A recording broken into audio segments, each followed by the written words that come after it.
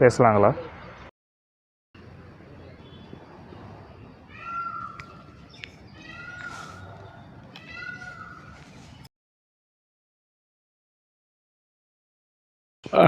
அதாவது சரி, இப்படி வேண்டாமா? இல்லைப்பா, சோசியல் மீடியாவில் இப்படி தான் பார்த்து பேசுவாங்க. அப்போ தான் இப்போ இது ப்ரொஃபஷனல் நம்புவாங்க. வேண்டாமா? சரி, ஓகே. மாட்டுறதுக்கு தான் டைம் ஆகுது. பரவாயில்ல, மாட்டிட்டேன். இதுவும் வேண்டாமா? என்னப்பா நீங்கள் ஒரே விளையாட்டு பசங்களாக இருக்கீங்க.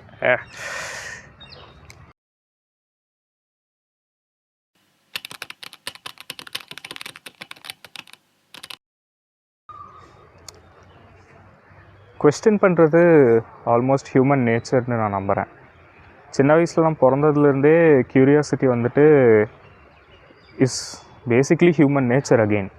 ஆனால் வளர வளர வந்துட்டு யாரெல்லாம் அதை என்கரேஜ் பண்ணி அதை இன்னும் பெட்டர் ஆக்கணுமோ அவங்க யாருமே அதை பண்ணுறதில்ல. எவென்ச்சுவலி ஒரு கட்டத்துக்கு மேலே எதுக்கு கேள்வி கேட்குற, போதும் போ, இந்த அளவுக்கு உனக்கு புரிஞ்சா போதும், கம்முன்னு வந்துட்டு கேள்வி கேட்காம சொல்கிறத பண்ணு அப்படிங்கிற ஜோன்லேயே நம்மளை தள்ளி எவென்ச்சுவலி நம்ம எதுக்குமே நம்ம கேள்வி கேட்காமலே நம்ம வாழ்க்கையை ஒரு கட்டத்தில் என்னப்பா இதானான்னு கடக்க ஆரம்பிச்சிடுறோமோ அப்படின்னு யூஸ்வலாக எனக்கு தோணுது. That is why I feel everything every one should be questioned. Question ஏன் பண்ணணும் அப்படின்னு கேட்டிங்கன்னா, இப்போது இந்த மனித சமுதாயமே கொஸ்டின் பண்ணாமல் எதுவுமே கண்டுபிடிச்சிடல. எல்லாத்த பற்றி கேள்வி கேட்டே இருப்பான் மனுஷன் ஆரம்ப காலத்துலேருந்து. கேள்வி கேட்டதுனால தான் என்னவோ தெரியல, நம்மளோட அறிவு வளர்ச்சி கொஞ்சம் பன்மடங்கு உயர்ந்து இப்போ நம்ம இந்த நிலமையில் இருக்கும். கேள்வி கேட்காமல் இருந்த ஒரு உலகத்தை நினச்சி பாருங்கள். இன்றைக்கி நீங்களும் நானும் ட்ரெஸ் இல்லாமல் பரிணாம வளர்ச்சி அடையாமல் இப்படியே தான் இருந்திருப்போம். அதுக்கு எல்லாத்துக்கும் காரணம் அந்த அடிநாதம், இந்த கேள்விகள் தான். அதனால் கேள்வி கேளுங்க.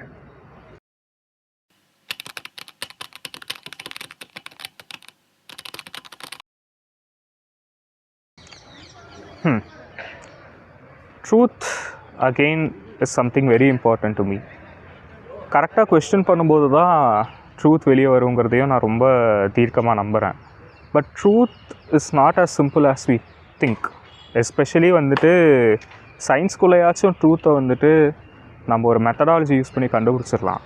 ஆனால் சோஷியல் ட்ரூத்ஸ் வந்துட்டு ரொம்ப கஷ்டம்.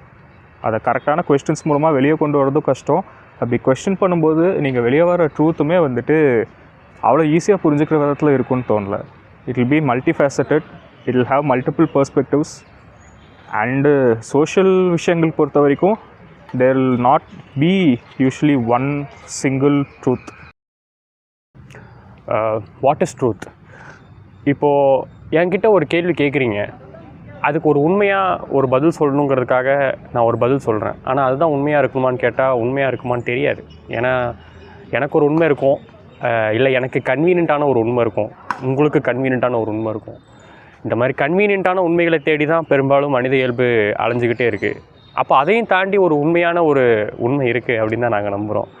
அந்த உண்மையை நோக்கிய தேடல் தான் என்னோடய ஒரு பர்சனல் தேடலாகவும் இருக்குது, எங்களோட தேடலாகவும் இருக்குதுன்னு நான் நம்புகிறேன்.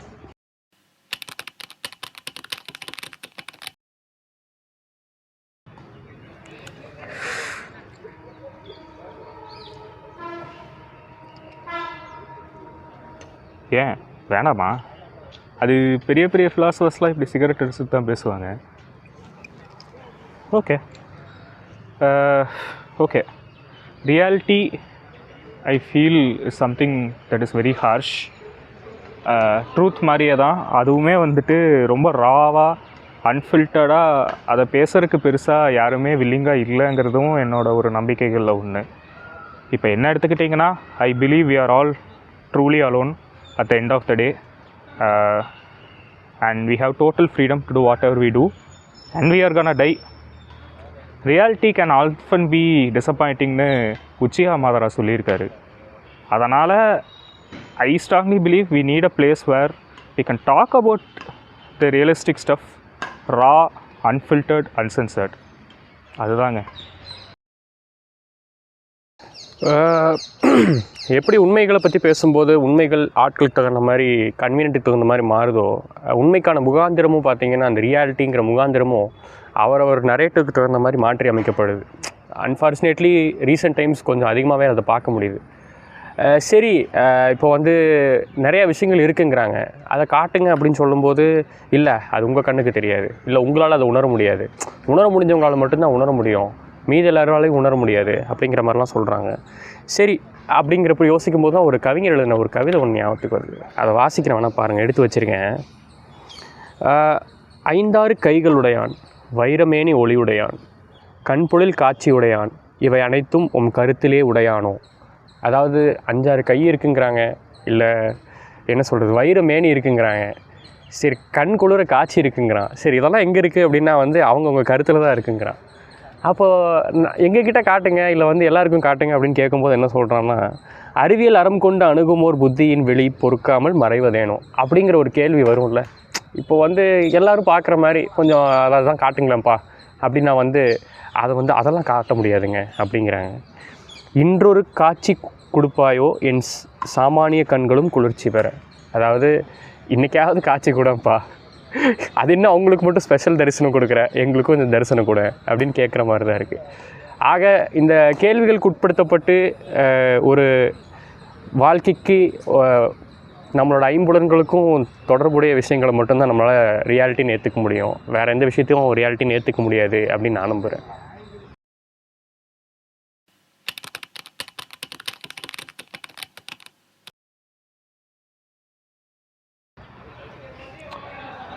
ஆனால் இதெல்லாம் கேட்க ரொம்ப சீரியஸாக இருந்தாலுமே I also believe that not every thing has to be so serious. ஏன்னா இப்படிப்பட்ட ஒரு நாஸ்டியான ரொம்ப குரலான ஒரு உலகத்தில் தான் நிறைய பியூட்டியும் இருக்குது, நமக்கு அங்கங்கே எங்கேயாச்சும் ஒளிஞ்சிட்ருக்கு.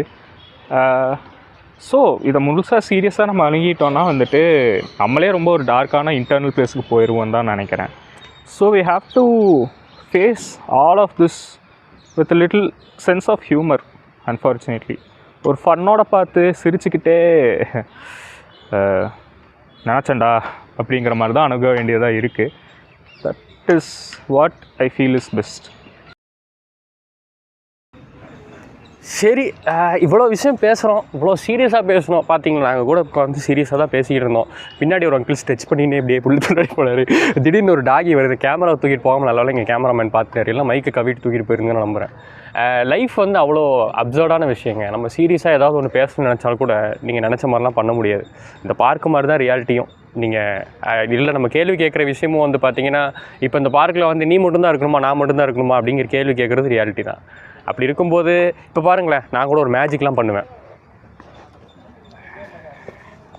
என்னப்பா இவ்வளோ வேகமாக வர, இவ்வளோ வேகமாக வரக்கூடாது, கொஞ்சம் மெதுவாக போ. இது ரெக்கார்ட் ஆகிட்டு இருக்கா, சரி பரவாயில்ல, அது அப்படியே வச்சுரு. இந்த மாதிரி தான். இந்த மாதிரி வந்து நிறைய பேர் வந்து நிறைய விஷயங்கள் சொல்லுவாங்க. ஆனால் அதுக்கான முகாந்திரம் இல்லாமல் எதையும் நம்பக்கூடாதுங்கிறது தான் எங்கள் பாட்காஸ்ட்டோட நோக்கமாக இருக்குது.